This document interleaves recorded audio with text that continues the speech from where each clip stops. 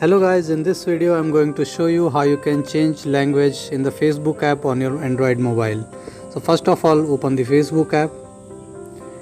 Now click on the three horizontal lines that you see at the bottom right hand corner.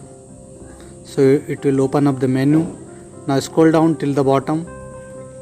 Now click on the second options from the bottom, that is settings and privacy.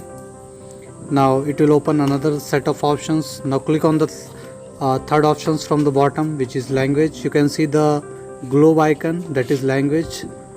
Click on it. Now it will give you the options to choose a language. Now there are so many languages. Choose according to your language. So that's how you can change the language. So after choosing the language, suppose I'm going to click on English, it will automatically go back. So that's how to change language on Facebook app. So thank you for watching the video. Please like it and subscribe to my channel. Thank you.